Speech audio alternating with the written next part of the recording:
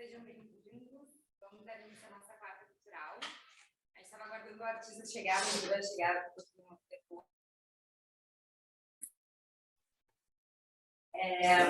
Hoje é uma noite muito especial que a gente planejou com bastante carinho. Estar aqui hoje com o William, com o Regis, é um grande momento.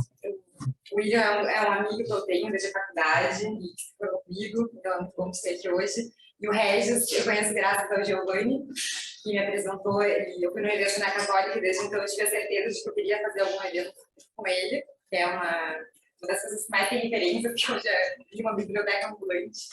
Então, conseguir unir essas duas peças raras hoje é um grande momento. E a ideia do encontro de hoje surgiu de uma forma bem espontânea. Eu, particularmente, estava cansada do dia. Comecei a me dar conta do quanto seria importante a gente fazer algo um pouco mais leve hoje, descontraído, porque eu acho que está todo mundo um pouco exausto, né? A gente está no final do ano, imersos em várias atividades e conteúdos que são bem complexos, geralmente. Então, eu acho que às vezes a gente parar para conversar, e eu acho que a gente passa sendo atropelados por questões do nosso dia a dia, pandemia que a gente acabou passando e a gente acaba esquecendo durante 2 anos, imersos dentro de uma casa, e agora voltou esse ano à vida normal, só que por estarmos sempre muito dentro de atividades, a gente acaba tendo que viver a nossa vida como se nada tivesse acontecido, e acaba não tendo espaço para pensar o quanto fez esse tempo que a gente ficou isolado também tem nos afetado. A gente acaba nos dando de conta de toda essa correria do dia a dia também pode nos afetar de alguma forma, e essas demandas, essas urgências que a gente tem de muitas metas para serem alcançadas, enfim. Então, eu acho que a vida não para que a gente possa pensar sobre o quanto isso nos afeta, então proporcionar esse momento hoje é importante para que a gente pensar como que é viver num tempo em que eu acho que existe uma urgência de ser alguma coisa, de fazer uma coisa todo tempo, do saber sobre tudo, e a impossibilidade do não ser, do não saber, do não fazer. A impossibilidade de suportar essas dúvidas, essas incertezas. Então, poder conversar um pouco sobre o nosso modo de estar, de viver, de ser nessa vida atual, quando a gente acaba sendo atropelado assim, por esse contemporâneo, é importante. Eu passo a palavra para vocês. Tá bem? Obrigada por terem esse convite. Obrigado pelo convite, Carol. Boa noite, pessoal. É um prazer estar aqui. Vivi muito aqui nessa casa, terminei a minha especialização agora há pouco tempo. E acho que eu vou tentar falar um pouco assim, sobre pausas, sobre busca de significado, sobre felicidade, tentar costurar e dar um pouco de sentido para isso, assim, que eu acho que é o grande objetivo, pelo menos na minha perspectiva, do que eu entendi dessa proposta, desse encontro, né? O que a gente faz as nossas pausas e se a gente se propõe a ter esses espaços na nossa rotina, no nosso dia a dia. Eu não vou trazer tanto assim para um lado psicanalítico, mas com certeza a psicanálise está aí, né? Acho que quando a gente se propõe a parar e pensar e refletir, a gente já está indo um pouco nesse caminho. A Carol falou agora da pandemia, né? Nesse momento que a gente vive, acho que a gente está com muita sede, assim, muita fome. Depois a gente deixou de viver muitas coisas nesses 2 anos e ficamos muito imersos nas redes sociais, nós somos sobrecarregados de informações, e muitas vezes informações que a gente não está buscando, né? Contatos com significados ou não significados, né? Informações ou desinformações, muitas vezes a gente não está buscando, mas a gente encontra.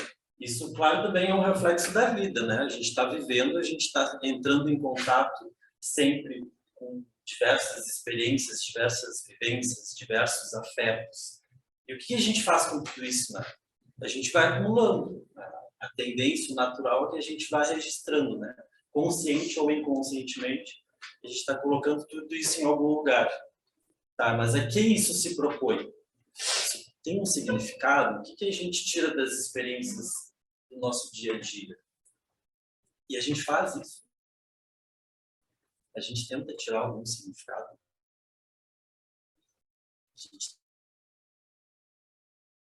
Até para vocês irem pensando assim, no dia a dia de vocês, nas experiências que vocês vivenciam, das mais significativas às menos significativas, das mais agradáveis às mais desagradáveis. O que a gente está fazendo com tudo isso que a gente coleta assim, da nossa experiência de viver? Por quê? Porque viver é diferente de estar apropriado das nossas vivências. A gente pode só viver coisas, né, uma depois da outra, e acumulando elas e não dá significado nenhum. E aí ficam como memórias, ficam como experiências que às vezes a gente até consegue contar para alguém, né? Contar um fato, aconteceu tal coisa na minha vida. A gente faz muito isso no começo da terapia, né? A gente faz, a gente às vezes leva assim, como é que foi a tua vida? Aconteceu isso, aconteceu aquilo, aconteceu aquilo. Mas às vezes são vivências muito cruas, vivências muito concretas, assim, né? Não tão subjetivas, nem não tão produzidas de significados. Mas tá, como é que a gente transforma essas coisas que acontecem no nosso dia a dia em algo, em uma história, né?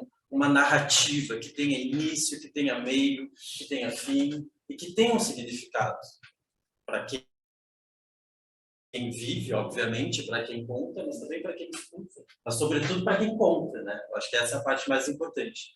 A gente poder assumir esse papel de narrador da própria história. Mas contar uma história é diferente de contar fatos. E uma história, ela tem um significado, senão ela não é uma história. Senão elas são fatos, né? Situações que são colocadas, que são sobrepostas uma depois da outra. Mas aí eu volto para a pergunta, né? Como que a gente faz? Em que momento que a gente se dispõe a produzir esses significados, a costurar esses fatos uns nos outros, dos nossos afetos, dos nossos entendimentos, e construir um tecido que é a história que a gente vivencia, que pode ser uma grande história, pode ser uma pequena história, uma história.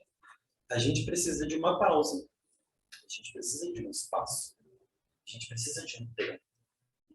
E eu gosto muito dessa ideia, porque eu levo muito isso na minha vida, assim, de ter o meu tempo, de ter as minhas pausas, claro que nem sempre isso é possível, mas na medida do possível a gente vai tentando criar esses espaços, que eu acho bem importante também, né? Não só viver um momento depois do outro nessa busca desenfreada por alguma coisa que a gente não sabe o que é, mas que a gente está sempre buscando, que a gente nunca alcança. Às vezes, se propiciar esse momento de pausa pode dar uma angustiante sensação de que a gente não está vivendo, né? De que a gente não está produzindo, que a gente não está experienciando. Mas eu acredito fortemente que é nesse momento de pausa, nesse momento assim, de reflexão. Acho que quando eu falo pausa, eu quero falar de reflexão, de observação, de auto-observação. É preciso esse momento. É preciso esse momento para a gente poder olhar para a nossa história, para a nossa experiência, para esses fatos, né? E trabalhá-los.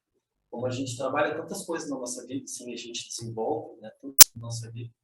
Às vezes a gente não desenvolve as nossas vivências, a gente não trabalha as nossas vivências, assim, a gente não investe um afeto, uma reflexão nessas vivências para poder produzir um significado. É claro que isso não é uma coisa automática, é um movimento que a gente faz, né? É uma ação concreta, direcionada, a gente parar e pensar: o que foi isso que me aconteceu? Isso foi bom? Isso foi agradável? Foi necessário? Foi desnecessário? Como eu cheguei nesse lugar? Não só para as coisas ruins, muito embora a nossa tendência é dar uma atenção um pouco maior para as coisas desagradáveis que acontecem na nossa vida, né? Elas nos impactam, elas nos incomodam. Mas também é importante ter esses momentos de pausa, assim, coerente, para poder trabalhar as experiências que são positivas, que são saudáveis, que são necessárias. Acho que nós temos alguns rituais na nossa vida, assim, de pausa e significação, como, por exemplo, formatura. Eu entendo como um grande momento de pausa, assim, a gente para comemorar, né? A gente para curtir aquela de etapa, ou, sei lá, um aniversário também. A gente para comemorar um ano de vida, enfim, vivido, pelo bem ou pelo mal. Mas são momentos de pausa mais, digamos assim, socialmente, não acho que aceitos ou proliferados, assim, né? Normalmente todo mundo vive esses momentos de pausa, mas também tem aquelas pequenas pausas do dia a dia, assim, de experiências que a gente vai vivenciando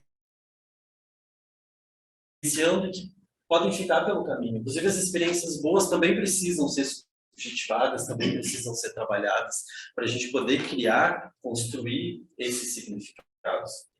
Mas precisa dessa pausa, precisa desse momento de se desconectar do resto e lidar com essa angústia que às vezes surge, né? Se permitir se desconectar das coisas e se conectar com a nossa experiência subjetiva. Porque às vezes a gente nem sabe o que está acontecendo, nem sabe o que a gente está sentindo. É lidar com a causa, né? Para poder pensar. Exatamente. Poder estar nesse lugar, né? Se permitir estar nesse lugar e entender que é um lugar bom, é um lugar necessário, embora não seja um lugar tão óbvio, que às vezes a gente até se depara com ele, mas muitas vezes rodeado de uma angústia, né? Quando a gente não está fazendo algo, quando a gente não está conseguindo produzir algo, quando não tem o que fazer, tá? Então, esse pode ser um momento de pausa, assim, um momento de pensar e refletir sobre alguma experiência que está sendo vivenciada. Porque isso é construção, gente. Isso é a construção da nossa história, isso é a construção da nossa vida, é a construção, muitas vezes, da nossa subjetividade. É muito isso que a gente faz no processo terapêutico, por exemplo. A gente revisita a nossa história para poder trazer dela esses significados que não é o terapeuta que vai dar, o psicólogo, o analista, seja quem for. Não, é o próprio indivíduo que está ali em contato com as suas verdades, com as suas dores, com os seus amores, com as suas dúvidas, com os seus não saberes. Né? Acho que... Posso falar? Não, eu fiquei pensando que é nessa hora que eu acho que existe o excesso do uso da tecnologia e do uso abusivo de também substâncias, que é de lidar com a falta. E que a gente não consegue tolerar e transformar em pensamento, né? Isso é muito interessante. E aí existe esse uso massivo assim, de algo que a gente poderia falar de atuação de forma patológica, de uma substância para tamponar esses vazios, pela dificuldade de ter a possibilidade de ter um regulador interno das emoções, que é o que a gente está vendo muito, acho, no mundo, principalmente atualmente, né? Essa busca por preencher esses espaços, né? Porque parece que a tecnologia possibilita que a gente tenha o excesso de satisfação o tempo inteiro, e aí falta uma coisa, tem um espaço de tempo, a gente já pega o celular. Então eu fiquei pensando nessa ausência de simbolização também decorrente desse excesso de estímulos que proporciona. Quase uma tentativa assim, de usurpar até esses nossos momentos de pausa. Assim. Que já é difícil por si só e ainda tem uma tentação constante, sabe? Se não for isso. E muitas vezes a gente se vende, né? Eu me vendo muito no Instagram, assim, às vezes eu entro para ver uma notificação, eu me coloco nesse balaio, sabe? A gente entra para ver uma notificação, às vezes alguém manda um meme, assim, ali no direct, eu olho o meme e daqui a pouco eu tô vendo outras coisas que não tinha nada a ver com aquilo que me mandaram e eu só percebo quando eu saio dali, aí eu vejo por que eu entrei, então, tipo, é uma coisa meio psicótica até, assim, que a gente se perde ali. E de experiências assim que às vezes não tem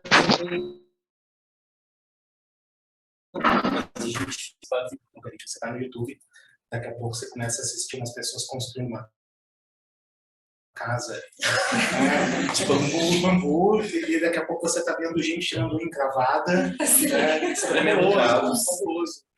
E aí quando vejo já tem outro compromisso, que é não pensar, Sim, e ela se passou uma hora.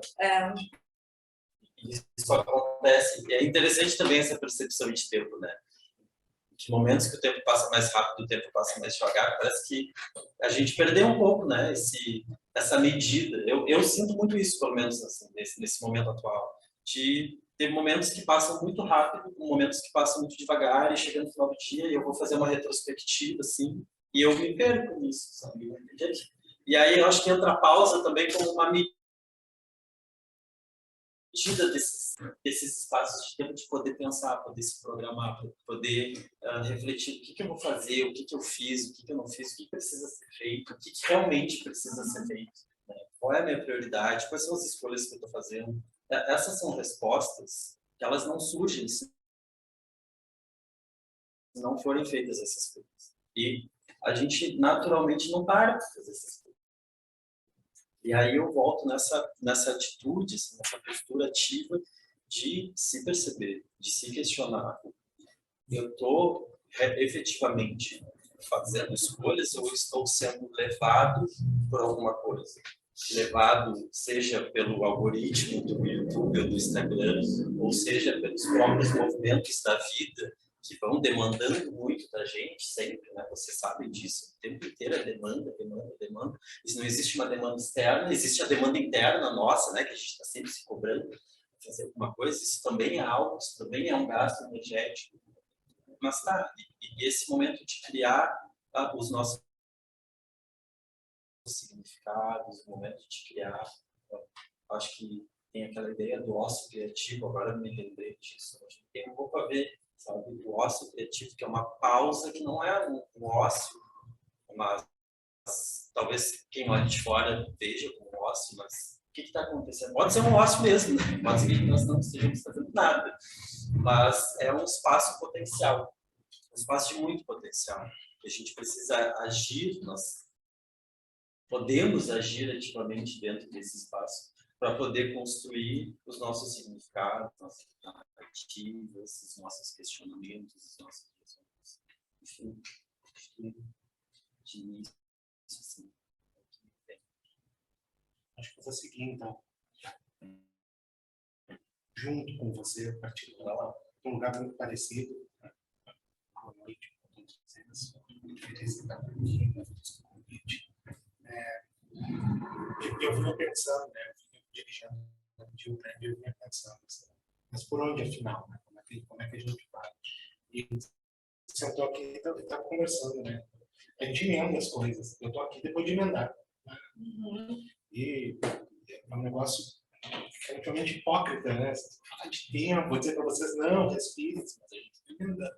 Ali, moído pela engrenagem da coisa. Faz sentido, né? Talvez é justamente nesse ponto que a gente tem que pensar sobre isso. Nesse ponto que a gente tem que fazer essa pequena bagunça. Acho que eu vou concordar com você. Eu não vou ser muito psicanalítico, talvez, aqui, para, talvez, decepção dos psicanalistas e dos interessados. Mas eu acho que em algum ponto a gente está sempre tocando nisso, mesmo que não diretamente. Então, como diria Dante Alighieri, lá na Divina Comédia, vocês que entram aqui agora, as portas, né, no inferno, percam as esperanças de uma psicanálise muito psicanalítica, que é uma outra psicanálise que está flertando, dialogando com outras coisas. Mas na minha psicologia talvez vai ficar um pouco desamparada aqui nesse sentido, porque eu estou pensando inicialmente em duas coisas específicas, estou pensando em duas peças, duas obras de arte, dois artistas, dois momentos da arte. Né? Alguém lembra aqui do Cage, do John Cage? Alguém já ouviu falar sobre ele? John Cage é um cara que foi um músico experimentalista, né? Um compositor, maestro, um cara que se interessou por música especialmente experimental. Né? Tem algum músico aqui? Eu sei que tem ali, que eu conheço você também, nossa, que eu estou feliz. Né? Quando a gente se pergunta o que é música, né? A música é uma coisa muito louca, assim, a música esperando. Tem uma peça do Cage que chama 433. Alguém já ouviu falar dessa peça? Ela é fabulosa. Então vou tentar narrar para vocês verem como ela acontece. O pianista é uma peça que é interpretada, se não me engano, pela primeira vez no piano. Ela serve para qualquer instrumento. Né? Foi interpretada no piano pela primeira vez, se não me engano. Então o pianista entra posiciona a partitura, abre a partitura, né? E por 4 minutos e 33 segundos ele performatiza a música, como qualquer peça musical, exceto que não tem barulho, é silêncio. Por 4 minutos e 33 segundos. Total silêncio. E de tempos em tempos ele vira a partitura, por quê? Porque ele está lendo, está ali o silêncio. A Fio lembra, não lembra, Fio? Você estudou esse música, não? A Fio vem da música, né? É uma coisa que é bem comum quando a gente vai lá para a música para debater o que é música, afinal, né? O silêncio é música, no final das contas.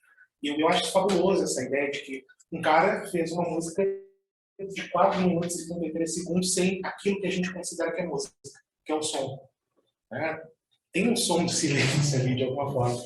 É interessante quando a gente para pensar na coisa, o virar a página produz um som. Né? O se posicionar produz um som. Tem um som acontecendo. O som das coisas que estão ao redor também é um som. Ele faz parte da performance. Né? Mas ali por 4 minutos e 33 segundos tem alguém que não está produzindo som enquanto peça musical. Eu acho interessante. Né? Eu também acho interessante a reação da plateia lá no início. Né? Quando ele apresenta o 433, eu juro que eu pensei em reproduzir o 433 aqui para vocês. Pensei assim, vou tocar a música aqui para o pessoal. Só que eu pensei, passam 4 minutos e 33, eu sei que a gente não tem muito tempo, então eu vou correr. Eu só estou explicando aqui como é que funciona o negócio. A plateia ficou enfurecida, uma parte dela. Né? Estão nos enganando música, estão tocando silêncio pra gente. As pessoas começam a aplaudir, entendendo que tem alguma coisa acontecendo. É uma plateia dividida, né, que tenta entender o que acontece. Claro, a gente tem que lembrar aqui que é um pós-moderno, né, tá pensando no efeito da coisa e assim por diante. Bom, essa é uma das peças. A outra é um filme de 2000, se eu não me engano, chamado Branca, que não é a Branca de Neve da Disney, e não é uma releitura muito comum da Branca de Neve. Né? Uma releitura de um diretor português chamado João César Monteiro, se não me engano. Monteiro, então certeza é o João César. Alguém aqui já viu esse Branca de Neve? Fabuloso também. Né? Então ele é um filme, ele foi produzido, ele tem uma polêmica interessante, ele foi produzido com recurso público, né? Uma dessas vezes de censura e tudo mais. Foi produzido com dinheiro público e se esperava uma produção muito específica dele, que era lá na hora que foi feito o edital para que ele fosse produzido. Vou sintetizar o filme para vocês. Tem um monólogo, são diálogos, né? São monólogos, mas que acontecem como pequenos monólogos, monólogos, né? O texto está sempre monotonamente.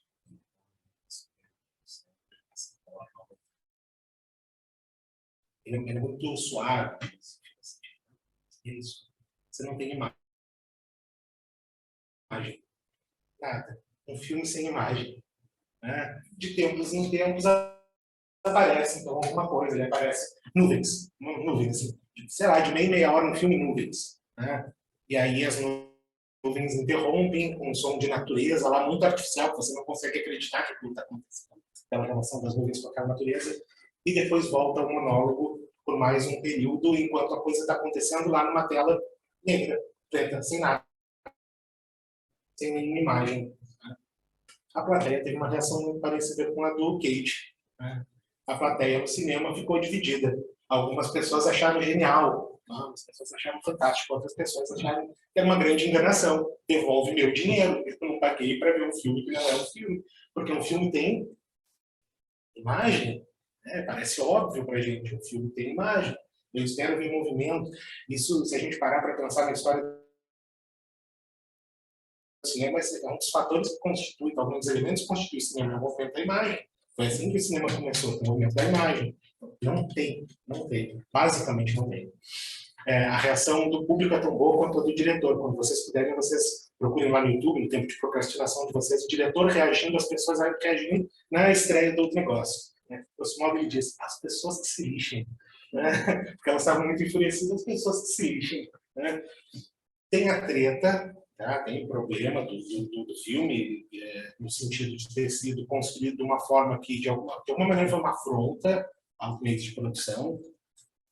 Tem um outro pessoal que faz uma leitura que diz que lembra muito Talvez aqui alguém já tenha passado por aqueles discos de vinil, por exemplo, que as crianças colocavam no toca-disco e ouviam uma história, né? O disquinho com a historinha rodando ali. Quando você tem o disco de vinil com a história, você tem a criança criando a história junto com o disco. Ela está produzindo a imagem, ela está escutando a imagem, ela tem esse aspecto também, né?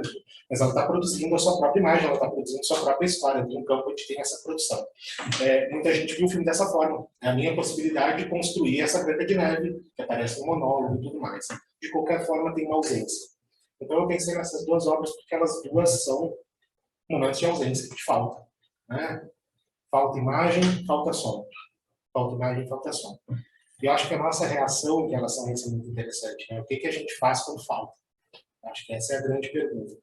Porque a gente vai se deparar com isso o tempo todo. A gente vai se deparar com a falta. Né? Talvez não nessas formas tão, eu diria, dramáticas, não nessas formas tão caricatas, assim, mas a gente vai se deparar com a falta. Né? E, eventualmente, a gente se depara com a falta e a gente congela, a gente não sabe o que fazer. A gente surta, a gente briga, a gente estressa e assim por diante. E essa falta ela não se materializa só numa ausência de imagem, filme, ou não som, uma música, e assim por diante. Essa falta, às vezes, é uma coisa que a gente não sabe. Não sei o que falta, só sei que falta. Né? E eu acho que aqui, até se a gente fosse estar no Freud, ele diria alguma coisa como das Willi, né? A coisa, o que falta? A coisa. Né? Sei lá, para Lacan, o diatuado. Né? Meu grande, caríssimo Thiago, talvez tivesse falado muito bem sobre o diatuado, os maiores lacanianos que eu conheço. Falta, não falta alguma coisa ali, Thiago? Suponho. Né? E essa falta é desesperadora. Essa falta é desesperadora, porque ela é fundamental. Ela é fundamental. Você não tem muito como dar jeito essa falta. O que a gente faz com uma coisa que falta que a gente não tem como dar jeito? Acho que essa é uma das nossas perguntas aqui. Quando a gente estava falando da Clarice, né? Vamos escolher, vamos botar ela ali e tudo mais. Eu fiquei pensando, como é que a gente pode fazer a leitura disso? Porque é uma daquelas frases que está assim, difundida amplamente, né? Está em tudo que é lugar e a gente ouve ela, mas eu não sei quanto a gente para pensar nela mesmo assim. Eu pensei, como é que eu leria essa frase se eu fosse ler ela?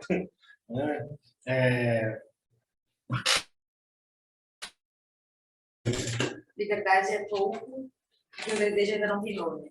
Porque o desejo ainda não tem nome. Eu gosto disso. Porque o desejo ainda não tem nome. Não tem nome. Inominado, inexistente, né, de alguma forma, enquanto coisa que se materializa no nome. Né? As coisas, tecnicamente, elas viram alguma coisa que a gente dá um nome para elas. Né? Antes disso é muito difícil. Então, o que eu desejo ainda não tem nome. É o que é uma coisa. É uma coisa. É um isso. É um isso para a gente estar lá naquele campo, né? Da tópica. Né? Tá lá o it. Não é isso? E aí que eu acho que entra a arte. Né? Porque a arte que abre esse espaço para esse isso. A arte é que abre esse espaço para essa coisa. Porque o resto, como a gente estava conversando aqui, é exatamente isso. Tudo já está dado de alguma forma. Está dado ali na sequência do algoritmo, está dado na minha relação com a concretude. Você falou, Natal, o simbólico morre. Ele é arrancado disso tudo. Então, talvez só nessa falta que eu consiga realmente ter isso. Então, eu fico pensando, por silogismo, assim, uma lógica. Né? Liberdade é pouco, que o desejo ainda não tem nome.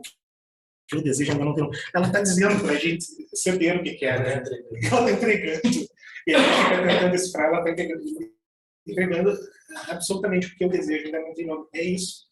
O que é desejado ainda não tem nome, ponto final. Se a gente começar a nomear, se a gente começar a descobrir isso que é desejado, se a gente não tiver mais ausência, aí você tem problema. Acabou. Acabou. Então, eu acho que a gente fica brigando muito, muito louco isso, mas a gente fica brigando muito com a ideia da ausência, né, com a falta, quando ela é justamente, quando ela é fundamentalmente aquilo que transforma a gente naquilo que a gente é, sujeitos desejantes. Né? E é o que a gente mais briga, a gente se desespera quando a gente percebe a falta. Né? Como é que vai faltar? Eu vou lá e busco, né, de alguma forma, completar, né, Gestalt em algum lugar, né, completar, fechar, e assim por diante. Mas não, a falta é o que me torna o que eu sou. A falta é justamente aquilo que possibilita que as coisas se deem da forma que se dão. e a gente, de alguma maneira, fica tentando evitar a falta, fica tentando encontrar maneiras de lidar com a falta. Eu lembro muito aqui do Krenak. Alguém já leu esse livrinho aqui? Né? Hoje eu estou numa vibe, hoje em dia eu estou numa vibe de diálogos, né? Então, como eu não sou muito bom na psicanálise, eu fico tentando encostar a psicanálise nas outras coisas ali, para dizer que não, encontrei uma psicanálise que dialoga por causa das coisas, porque as outras coisas eu sei um pouco, né? Mas esse cara aqui, o Krenak, ele é um cara que eu conheci na educação ambiental, que é um lugar que hoje eu habito também, pelo qual me interesso, e ele tem esse livro chamado Ideias para Adiar o Fim do Mundo. Acho muito interessante que ele tem ideias para adiar o fim. Para ele contar para a gente aqui, que foi o título que ele deu assim, qual é o título da palestra? Sei lá, Ideias para Adiar o Fim do Mundo. Aí quando perguntaram para ele quais são as ideias para adiar o fim do mundo, eu não pensei nisso. Não sei não, né? Só pensei que era um bom título para uma palestra, pessoal. Mas me diz uma coisa que eu acho muito interessante aqui, e eu não quero encher muito o saco de vocês com citação, mas tem um trecho aqui que eu acho que o William estava falando, inclusive, sobre a gente contar a história, né? As narrativas, né? Eu vou ler um trechinho que me lembrou muito isso que você está falando para a gente. O Krenak diz assim: nosso tempo é especialista em criar mudanças, do sentido de viver em sociedade, do próprio sentido da experiência da vida. Isso gera uma intolerância muito grande com relação a quem ainda é capaz de experimentar o prazer de estar vivo, de dançar, de cantar. Está cheio de pequenas constelações pelo mundo que dança, canta, faz chover. O tipo de humanidade zumbi que estão sendo convocados a integrar tolera tanto prazer, tanta função da vida. Então, pregam o fim do mundo como uma possibilidade de fazer a gente desistir dos nossos próprios sonhos. É a minha provocação sobre adiar o fim do mundo. É exatamente sempre poder contar mais uma história. Se pudermos fazer isso, estaremos adiando o fim. Acho que tem muito a ver com o que a gente está falando também ali, né? Se a gente não deseja, o que acontece depois disso? Né? Talvez esse desejo seja uma espécie de possibilidade de você continuar contando a história para adiar o fim. Né? Só que a gente se contenta com o gozo, né? Com aquela coisa mais imediata, assim, que bate, diz assim, toma, tá aqui o seu prazer. Né? Estava conversando com o Duda. O Duda é um colega meu que toca comigo, né? Músico também. A gente vinha conversando, assim, às vezes a gente quer fazer com que a música seja ouvida, que seja vista, né? A gente quer fazer com que os outros sintam aquilo que a gente está sentindo. Então a gente vai lá, produz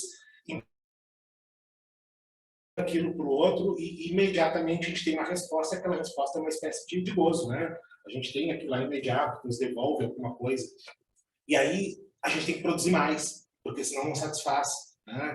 E a gente tem que produzir mais um pouco, porque nunca satisfaz. Quando é que a gente para de produzir? Quando é que a gente para de pensar que a gente tem que ficar dando conta dessa coisa, né, que nos toma aquilo que na verdade é o desejo, né? Esse gozo toma aquilo que é o desejo, essa necessidade imediata de você recuperar isso que satisfaz você, de alguma forma impossibilita o desejo, porque impossibilita a falta, porque impossibilita aquele tempo que a gente tem, que é o tempo da criatividade, que a gente está conversando aqui, né? De ócio, de alguma forma. Então eu fiquei pensando nisso, eu acho interessante que você falou dos rituais, né? O Ram fala muito dos rituais, né? Sei lá, o almoço. Por que não o almoço? Porque não é uma forma como a gente se relaciona dentro de um campo muito íntimo, de um tempo que foge daquele tempo, é quase um tempo litúrgico, né? Foge daquele tempo da contemporaneidade, assim. O jantar, a gente perdeu o jantar. Mas se você quer voltar para as tradições, não é exatamente isso, né? Perceber que há um diálogo que é possível e que excede aquele negócio de você comer dirigindo, por exemplo. Você está me falando, né, Gil? A gente pode ocupar vários lugares ao mesmo tempo hoje. Isso é desconcertante, né? Estou ocupando virtualmente vários lugares ao mesmo tempo. Como é que eu ocupo vários lugares ao mesmo tempo? O que é exigido dessa minha presença que ocupa vários lugares ao mesmo tempo? Então, acho que essa inquietação, a minha, hoje, é sobre isso. Sobre por que a gente briga tanto com a falta, no fim das contas. Porque talvez não seja sobre a gente dar um jeito na falta, né? Matar a falta. Aceitar a falta e ponto. Vai doer? Suponho que vai. Né? Bastante, inclusive, mas bom, talvez seja isso que mantenha a gente vivo. Isso faz muito sentido para você. Está fazendo tudo totalmente. Acho que isso é todas as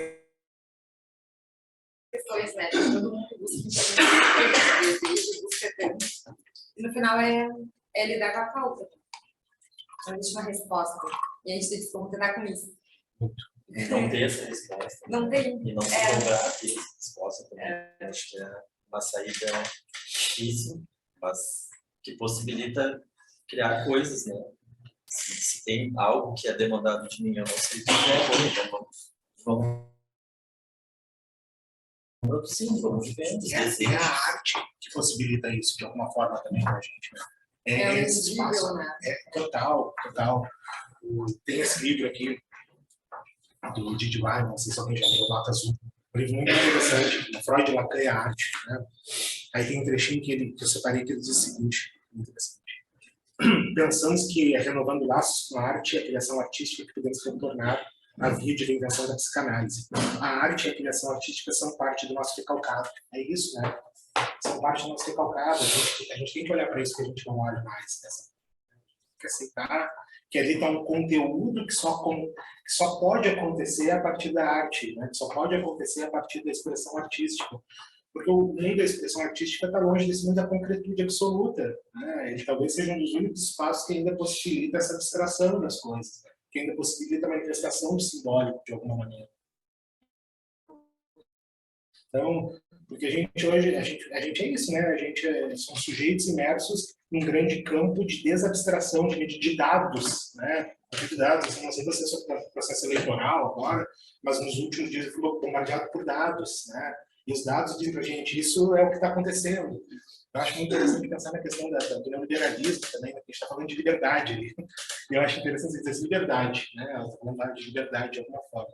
E aí, quando a gente pensa na liberdade, a gente pensa a liberdade tem a ver com o liberal, de alguma maneira, né? O neoliberalismo, esse que permite tudo, que pode tudo, isso é uma grande liberdade. Esse é um grande sintoma,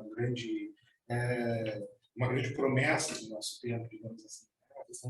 Você pode fazer tudo que você quiser, da maneira que você quiser e no tempo que você quiser. Né? E talvez a gente não possa. Aí gera uma insatisfação eterna, né? Que é inalcançável. A gente faz tudo, é uma onipotência. Então, e a arte bate um pouco nisso, né? A arte, inclusive, as antinomias, os impedimentos da arte, né? Não servem nesse sentido de dizer que você não pode tudo, né? Mas que, ao mesmo tempo, você pode tudo que a arte permite que você faça, que é se expressar como você pode. Ainda que isso mantenha a sua angústia ali, de alguma forma presente. Muito bom. É isso que a gente faz manutenção da angústia também.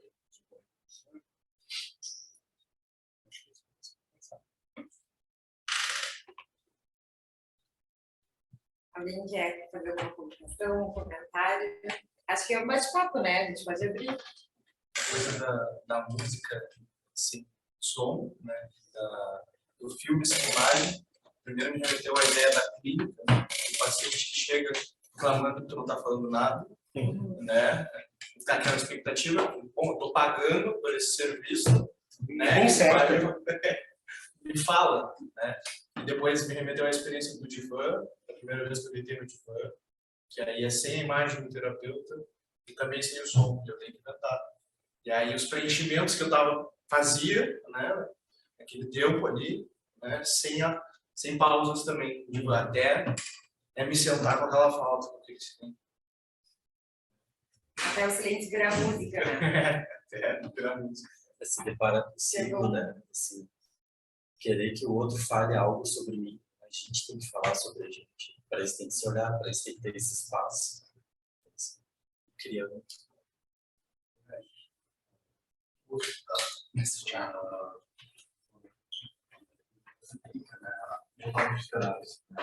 Mas é muito melhor que você é um artista. Algo que a psicanálise não precisa fazer, que é ser artista, né? E eu tive essa coisa que você falou, essas duas obras sociais, e eu pensei na ideia dos pacientes que chegam no nosso consultório, né? Chegam sempre com uma demanda, né? E essa demanda que teste o direcionamento inicial do e o papel, o conceito que eu estou falando que sujeito fazer, né? Que ele traz essa demanda, traz essa expectativa, traz esse questionamento. E o papel nosso, como jornalista, é descontar essa posição. finjo de alguma forma que eu sei, tá? E não encarar e saber. E aí, quando eu vou para uma peça, eu vou para o cinema, eu tenho a expectativa que eu vou levar algo, né? Vou poder produzir, e a arte faz isso para uma dúvida. Eu não preciso das obras. O mais legal do 433 é que se vocês procurarem 433 no YouTube, vocês vão achar toneladas de interpretação sobre 433 que são fabulosas. Tem um gato performatizando 433. Né? É genial, todo mundo pode fazer 433. Claro, né? A gente supõe que tem ali uma espécie de intenção por trás. Né? O gato é um meme, claro, é um grande meme ali, porque o gato não tem a intenção, ele só não faz nada. Né? Mas assim, é interessante que tem muita gente que faz a performance do 433, né? Literalmente, tem orquestras fazendo, né? E virando as suas páginas, no momento do solo, o solista arruma seu instrumento, e é isso, tem um suposto saber ali, né, Thiago? Tem uma coisa acontecendo, você espera que aconteça aquele negócio, né? Mas não acontece. O que eu faço quando não acontece? Como é que eu me vejo nesse lugar? De qualquer forma, está sustentado ali, por 433 minutos está sustentado, né? Para o desespero de quem está do outro lado. 433 minutos, isso é fabuloso. Obrigado, Thiago.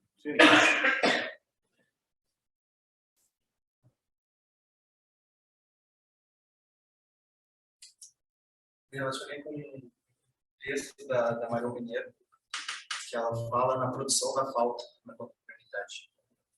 Então, ela está falando do sujeito em meio aos excessos, né, do ter tudo, do poder tudo. Então, já que eu posso ter, né, sempre a roupa de marca que eu quiser, eu visto a roupa rasgada.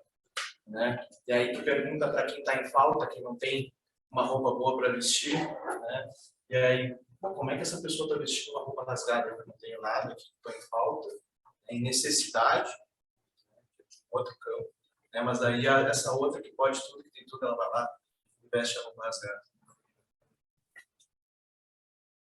E eu pensei muito nisso, assim, porque eu acho que a gente sempre pensa nessa questão da liberdade da época atual, né? Que é a possibilidade de tudo.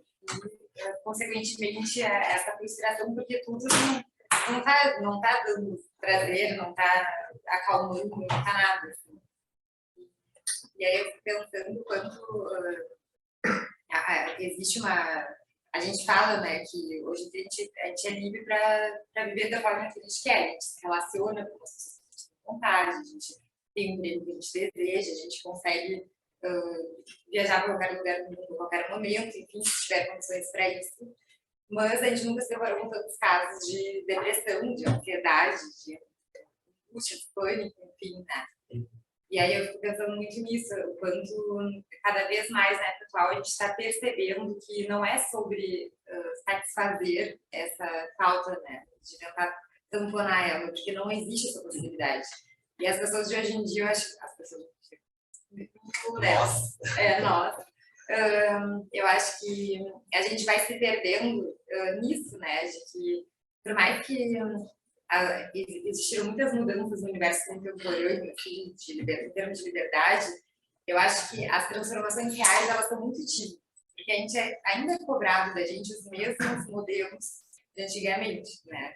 A gente pode tudo, mas com 30 anos de idade, a gente ainda tem que pensar se a gente vai ter filho ou não, a gente ainda tem que encontrar a pessoa certa profissional, ter um sucesso profissional. E eu acho que isso gera muita angústia, porque fica algo muito ambivalente. Assim. A gente tem que lembrar que a gente tem dentro de nós herdeiros dos nossos pais. Né? A gente cultiva gerações que contêm algumas normas dentro de nós. Então, eu acho que a gente acaba, muitas vezes, podendo fazer muitas coisas, mas sentindo que a gente ainda deve muito. O problema é esse. Né? O problema é sentir que pode fazer. Eu fico lembrando daquele textinho que provavelmente todo mundo já passou por ele em algum momento, sociedade de cansaço, né? Exato. Mas é isso, né? Aquele lugar onde eu, de alguma forma, me reconheço como fracassado, porque eu posso tudo. Se eu posso tudo e não consigo tudo, esse é o problema, né? Se eu posso tudo e não consigo tudo, eu sou fracasso. A possibilidade fracasso. é angústia, né? Porque a gente tem que se responsabilizar pelas escolhas que a gente faz. Culpa. Talvez não fazer a escolha certa, porque tem muitas, né? Alguma a gente não experimentou ainda. E aí fica sempre nessa busca de fugir da falta, né? Acho que isso tem um pouco a ver, muito a ver assim, com felicidade. O que nos causa felicidade, o que é a felicidade, a gente suprir o nosso prazer, a nossa demanda, ter um gosto, ter prazer e entrar na busca de novo. Sabe onde é que está a felicidade nisso? E eu lembrei desse autor, o André Conte, que ele, na introdução do livro dele, ele fala que a infelicidade ela está dada. Assim. Ali, a vida proporciona isso, proporciona infelicidade. A gente não precisa fazer nada para ser infeliz. Está dado isso, assim, de presente. Mas a felicidade não. A felicidade ela é construída. Coloca muito isso, sim. E muito nesse lugar de criatividade e de pensamento e de reflexão. Né? A gente pode tudo. Tá, mas dentro desse tudo, o que me faz feliz? O que é felicidade? Né? Ele coloca como uma ação, ele não coloca tanto quanto um sentimento. Assim.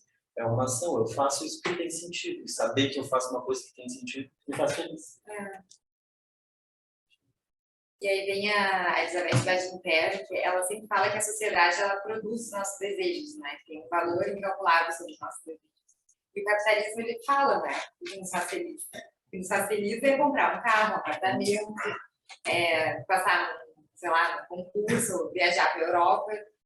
E aí, nos dias mais ou menos a receita de bolo, né? O problema é que não tinha o bolo, né? Não tinha o bolo, essa é uma boa pergunta, né? Qual o bolo? Do capitalismo, né? Uma boa pergunta. Porque eu acho que essa é uma pergunta como aquela lá do Lacan, né? Do agiste, conformidade. Então, a gente tem o bolo no final. Porque não é só difícil saber de quem é o desejo, né? É difícil também saber qual é o desejo. Então, são coisas que vão se amalgamando e a gente não vai conseguindo responder porque elas são muito grandes. E a gente tem uma vontade de responder o tempo todo. Sim. Tem um ganho também econômico por trás assim, da produção desses desejos. É muito complicado isso. É fácil se render. Né? Eu pensei até a Elizabeth fala que a maternidade no século XVII, XVIII, na Revolução Francesa, ela não era algo valorizado, pessoalmente. Aí, quando começou a ter um impacto nas guerras, porque não tinham homens que iam para as guerras, enfim, começou a ter propaganda a respeito da importância de amamentar os bebês e a importância da maternidade, das mães se sacrificarem pelos seus bebês. E aí, então, começou esse amor materno, perfeito, idealizado, por uma questão também econômica. E aí, vai se estruturando no nosso psiquismo nessas questões. Enquanto econômico. Faz sentido essas coisas. E o pessoal que está em casa, se quiser falar também. Ai, pois é, eu quero. Fala. Quero dar os parabéns para esse bate-papo maravilhoso. Eu queria estar presente, mas eu não consegui em função da minha maternidade. Cheguei em casa e daí não consegui sair. E fiquei pensando várias coisas a partir da fala de vocês, né? A importância da falta, a importância do tédio, né? O quanto hoje em dia essa palavra precisa ficar fora, porque as pessoas não toleram o tédio e elas precisam preencher aquilo que a gente antigamente chamava de tédio com qualquer coisa que não tenha essa sensação do não sei para onde ir, não sei o que fazer, me sinto sozinho. E o quanto isso é importante, e o quanto esse poder ficar sem absolutamente nada, né? Como o William estava falando, vou dar um tempo para mim, a angústia que a gente percebe que a pessoa que não está acostumada a ter um tempo para si fica nesses momentos, pela liberdade, pelo tédio, por não saber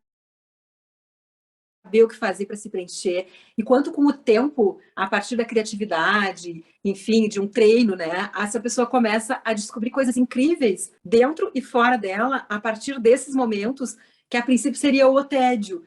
Então, eu gostaria de escutar um pouquinho os dois, falando sobre essa questão do tédio, principalmente na criança e no adolescente, que está o tempo inteiro no antitédio, que é o tablet, claro, enfim, que é que é esse movimento todo na agenda que os pais colocam para que essas crianças não tenham tédio, né? E eu sou da época, sim, do disco de vinil e das histórias no disco de vinil, e eu tenho uma imaginação assim bastante boa, que eu agradeço aos meus pais pela Eletrola e pelos discos de vinil que eu tanto escutava. E uma coisa muito interessante, assim, que eu deixo como meu depoimento, que cada vez que eu escutava aquele disco, eu imaginava aquela história com mais detalhes, e eram sempre as histórias, e elas vinham com mais detalhes, elas vinham de uma outra forma, e o quanto isso, hoje, ajuda nos momentos em que eu preciso sair do meu tédio, porque daí eu tenho a minha imaginação.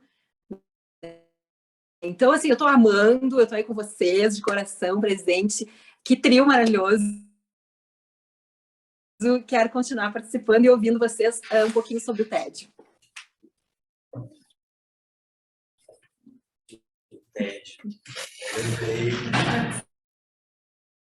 Eu lembrei de uma situação por associação livre, assim, que eu vou jogar.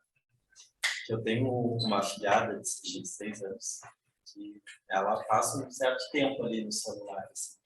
Ela se entendia, ela cansa do celular, que eu acho ótimo. E ela conhece muitas coisas do celular. Ela vê vídeo disso, vídeo daquilo.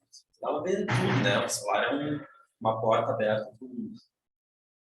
Mas não é o mundo. O celular não é o mundo, né? Uma imagem digital não é uma imagem real, assim, dos objetos, das coisas. E aí tem um momento assim, que eu gosto muito de ver com ela, que é sair e caminhar. Assim, sair e caminhar e coisas. E no começo ela não entendia muito isso, assim, ela queria saber para onde que a gente ia, onde que a gente vai chegar, né? Onde, sabe, qual é o objetivo? Calma, vamos caminhar, sabe? E aí nesse caminhar a gente passa por uma praça, a gente passa por um cachorro, a gente passa por um pássaro, a gente passa por uma flor e eu sempre tento puxar ela para essas experiências, né? Porque eu gosto muito disso. Eu sou um cara que gosta de caminhar, se eu pudesse ir caminhando para todos os lugares, porque isso é um pouco inviável, né? Mas eu acho que o TED tem a ver com esse ritmo, assim, com esse tempo de poder apreciar. É aí que eu queria chegar. Assim, no lugar de poder apreciar as coisas. E se a gente vai rápido, a gente não consegue apreciar. A gente não consegue conhecer o mundo. Assim. Eu posso ver várias fotos de vários animais, mas eu não conheço esses animais. Eu tenho que ir até eles, eu tenho que encontrá-los no mundo para poder efetivamente conhecê-los. Eu acho que hoje em dia isso pode ser um pouco tedioso, essa experiência real, assim, né? De ir com calma, a gente precisa de tempo para viver. Eu acho que isso pode ser entendido muito como TED, sobretudo na infância, na adolescência, que a Marcela perguntou, né? Eu acho que são momentos de conhecer o mundo, a gente tem que ter essa calma para conhecer as coisas, né? Se envolver, enfim, se aprofundar, não pode ir tão rápido assim, a gente acaba perdendo bastante decência, assim, foi o que me veio pela associação. Eu vou tentar ir para um outro lugar, então, né, assim, para não vou repetir o que você disse, porque eu concordo totalmente. Você está dizendo, mas eu estou pensando aqui na contação de skin, né, mais uma vez, voltando de skin, na contação de histórias. Né? A contação de história é um negócio que é meio perdido, tecnicamente perdido, assim, né, enquanto coisa que acontece na relação hoje.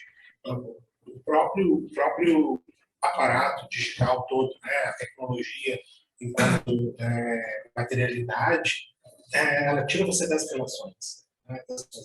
Não só desse tempo, você tem toda a razão, mas das relações em si. Né? A gente não conversa mais com o outro, a gente conversa com a coisa. Eu acho muito, tem uma coisa que eu acho fabulosa, que às vezes a gente está na mesma sala que uma pessoa que está usando o celular, está usando o WhatsApp, e a gente está conversando com a pessoa que está ali do nosso lado pelo WhatsApp. Né? Então, é interessante pensar no quanto já pegando a voz também, né? O quanto a voz vai desaparecendo.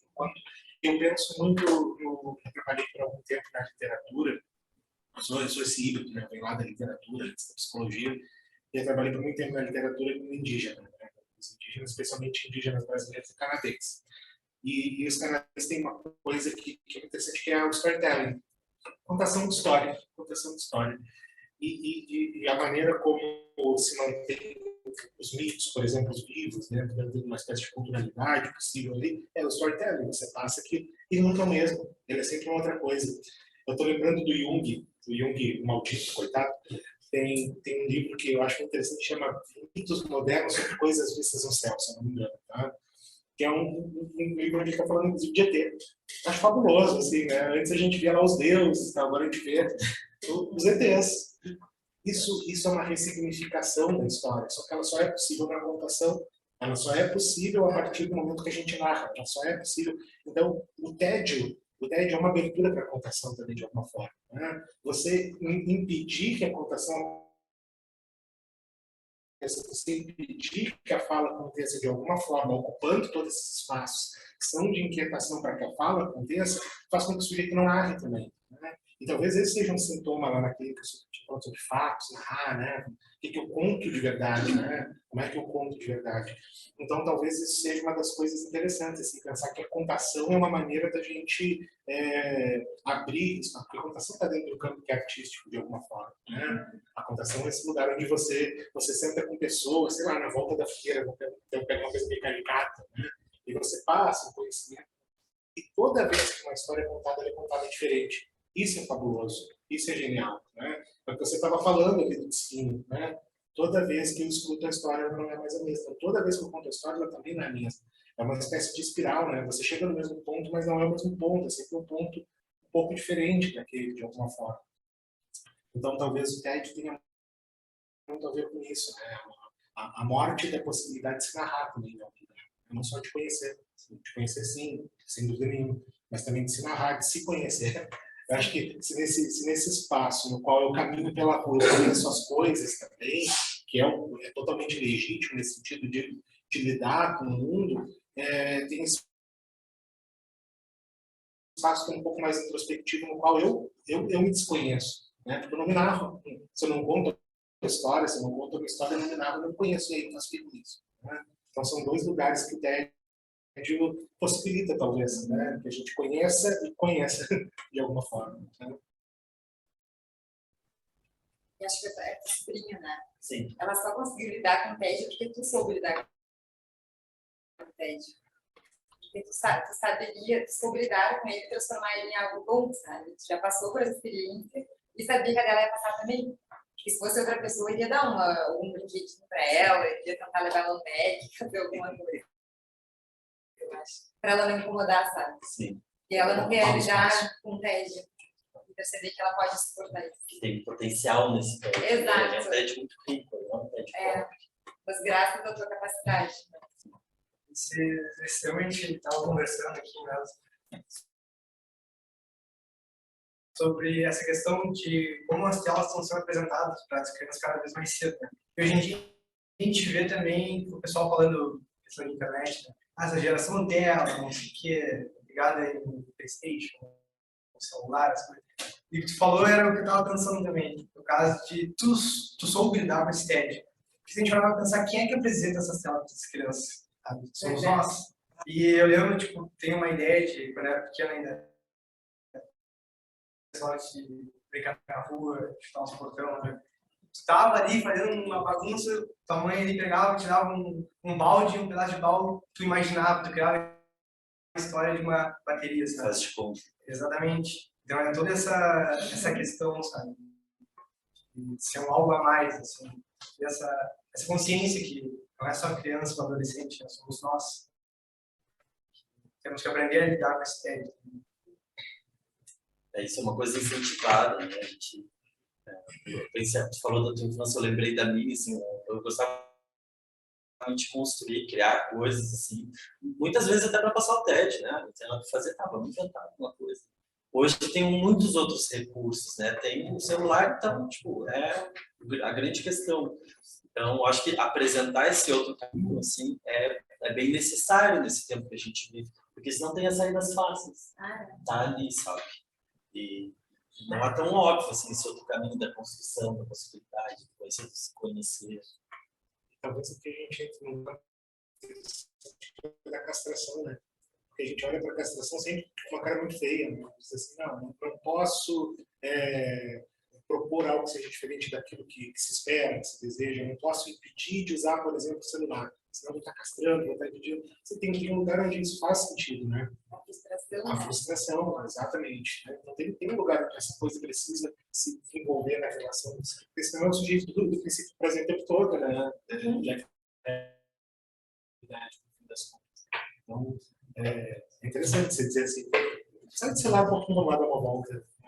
E é Tá, diferente. mas eu não quero. Ah, quer sim, vamos lá. Você só não sabe ainda. Exato, achei perfeito pergunta. Legal. É legal que você falou da castração, porque eu acho que a castração, só pela castração, né, sem uma saída, sem uma possibilidade, vira o quê, né? Eu tô castrando para quê? Tem que castrar para alguma coisa, pelo menos, então que seja para conhecer o mundo, para ir para novos horizontes, explorar novas coisas. Né? Mas aí tem que oferecer a saída, porque só castrar e não dá nada também. Sim. Não é impedimento, né? É a frustração, né? Sim. Tá. Sensivelmente diferente. Me veio uma coisa também que semestre passado eu fiz estágio na escola e eu estava auxiliando uma professora na educação infantil, assim, e o que a gente ouvia muito era as crianças quando tinham um exercício de desenho, eu não sei desenhar. Esse lugar de ter um protocolar para emitir a arte, seja escrever, seja desenhar, como se ela já tivesse uma forma que não fosse essa construção dos quadros 93, de questionar esse lugar de o que é arte pronta, o que é saber fazer arte. Tem às vezes esse distanciamento, né, de eu não produzo porque não sei produzir, ou de não produzo porque não produzo como os outros produzem. Que eu acho que é bem interessante pensar também nessa aproximação, que acontece principalmente no lugar da infância, e um lugar de não repressão também. O que é saber desenhar, né? Você está olhando lá para a parede, pensando na forma, né? O que é forma, no final das contas.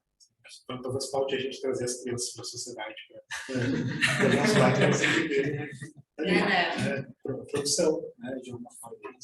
Essa coisa que não tem necessariamente forma, sai nesse campo daquilo que é.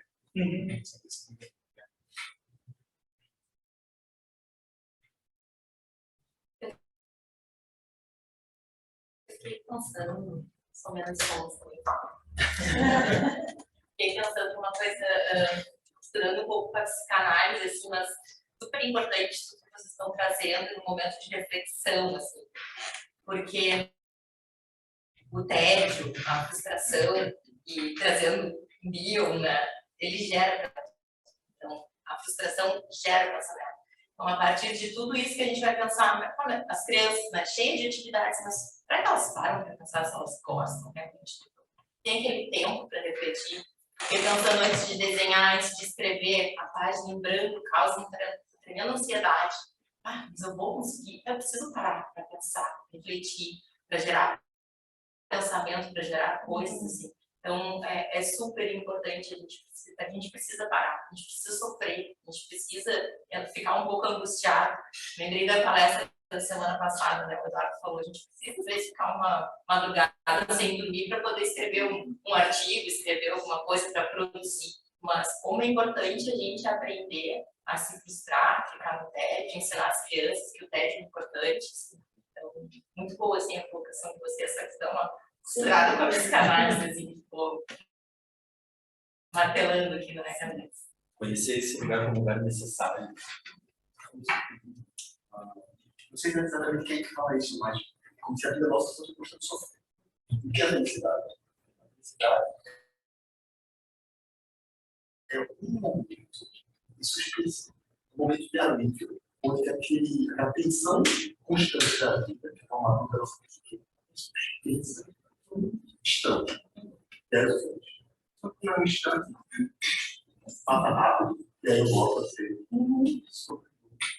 Faz parte.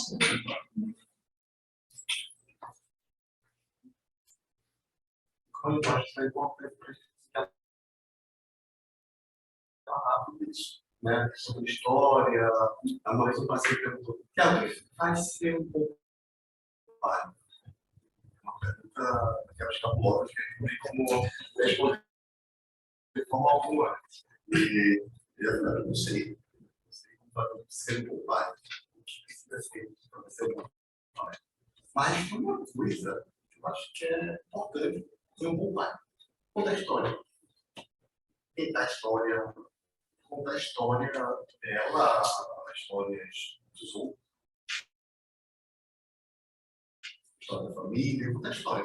A história dela foi uma história dos mitos, percebe como os mitos, como nossas histórias, sejam sociais, familiares, culturais, fazem parte da nossa identidade, né? Nossa objetividade, né?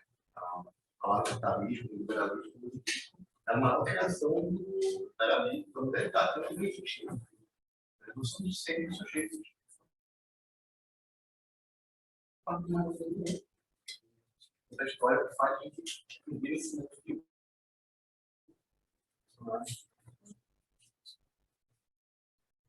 Eu lembro de algumas coisas. Eu lembrei da Mari, do Diana Mari e da Diana Portos, quando eles falam da invenção da adolescência e da infância.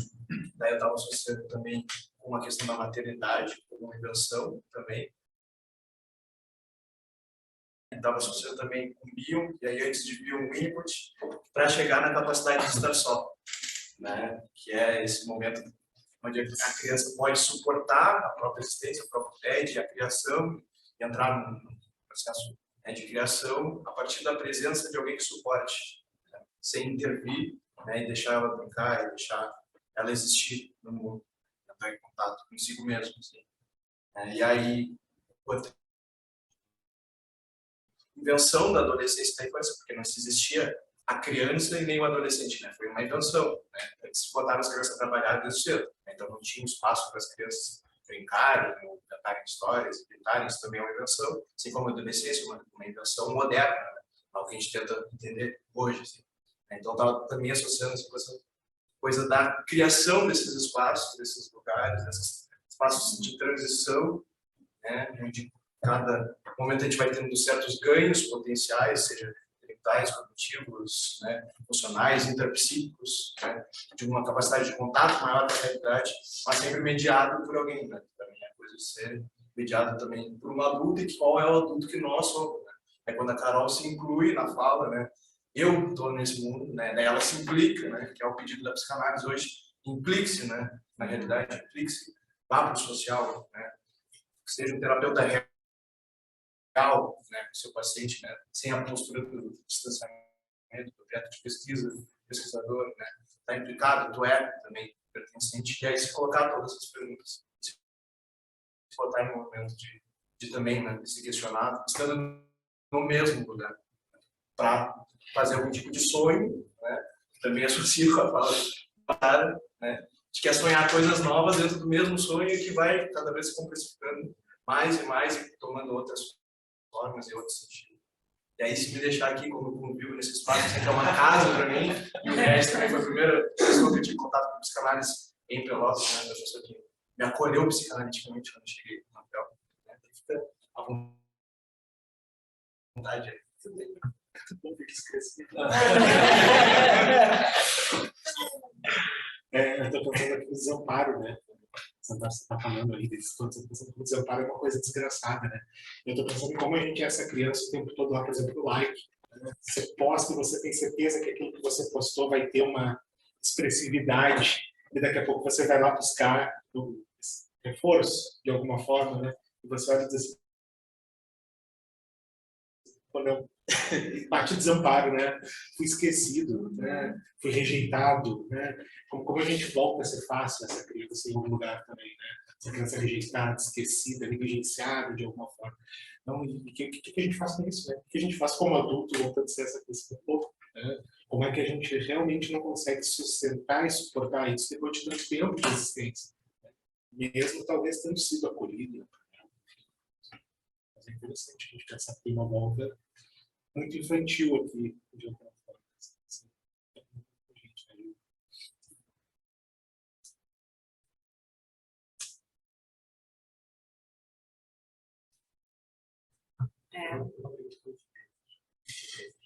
Aí vem também do Natural, que é um filme que eu gosto muito, e mostra como é importante conhecer a nossa história. A memória. A memória, né? Se aquelas pessoas soubessem qual é a história daquele povo, né, saberia que eu deveria mexer com eles, né? Seria todas as pessoas que eu deveria uma conclusão. A gente recebe a sentença pelo conhecer histórico do outro. O que a gente faz com ele? Por que a gente esquece? Acho que essa é uma boa pergunta nesses tempos, né? Exatamente nesses tempos em que a gente está pensando em política. O que a gente esquece? O que faz que a gente esqueça? O que faz com que a gente saia desse lugar de conhecer a história do outro mesmo, né? Mas a sua própria história também. Como é que eu me relaciono com esse mundo político com o qual eu estou? Parece um absurdo a gente não pensar tanto, né? Da onde eu saí? Né? Da onde essas pessoas com quem eu estou dialogando saíram de alguma forma? Sei lá, a gente pode até ser um pouco marxista, que pensar consciência de classe, de alguma maneira, porque bem isso, tá em algum lugar dessa materialidade, saber quem eu sou. Né? Talvez não classe como Marx vai falar, mas classe enquanto esse lugar onde eu me reconheço nas minhas relações. Isso é uma coisa bem complexa, isso político. Eu gosto de falar por aqui. Daqui a uns meses está saindo uma tese que vai procurar isso, né? Pensa psicanálise e educação ambiental. Se eu conseguir fazer isso, eu prometo que eu conto para vocês. A gente veio conversar sobre a vida e conversar sobre a fala.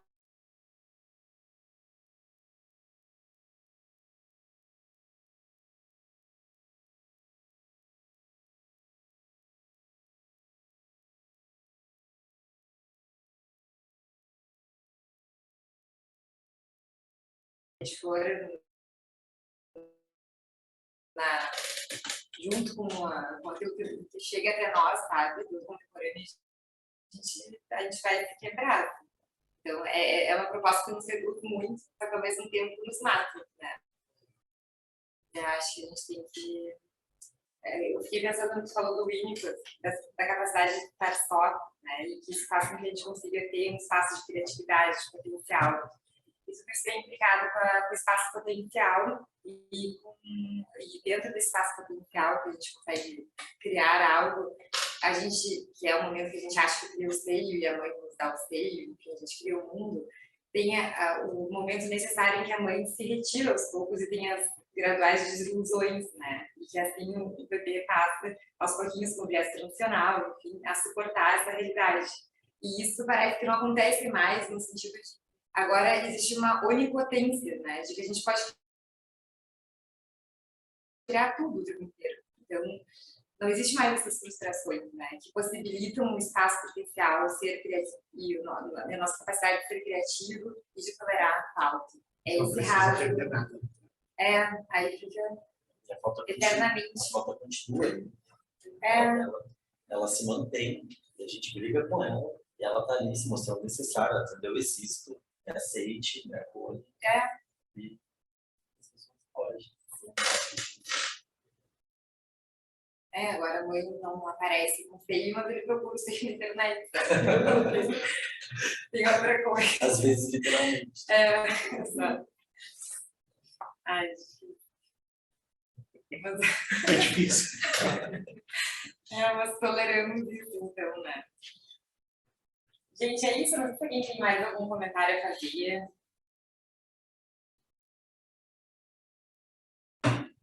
Queria agradecer a vocês, porque foi muito bom escutar. Fiquei com vontade de fazer uma segunda parte desse encontro.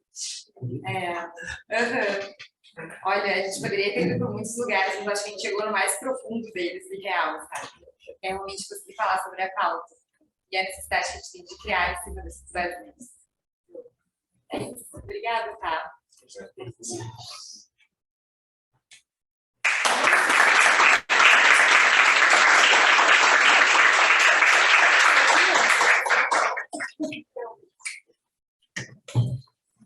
Então tá, gente. Boa noite. As obras de arte vão ficar expostas por um mês aqui na sociedade, à venda. Então, é só entrar em contato com o Gabriel Machado. Tá? Eu não sei se ele está aqui, eu acho que não. Ele está ali atrás, eu acho. Cadê ele? Ali, ó. Eu não tinha visto ele. Esse é o artista. A potência criativa, briga com a falta, tá ali.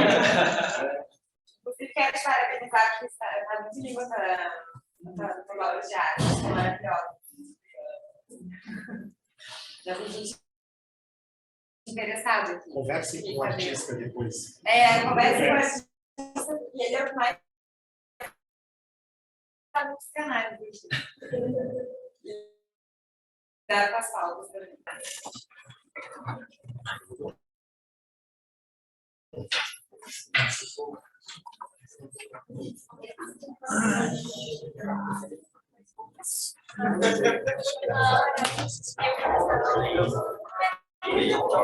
Ai, não, show. Obrigada.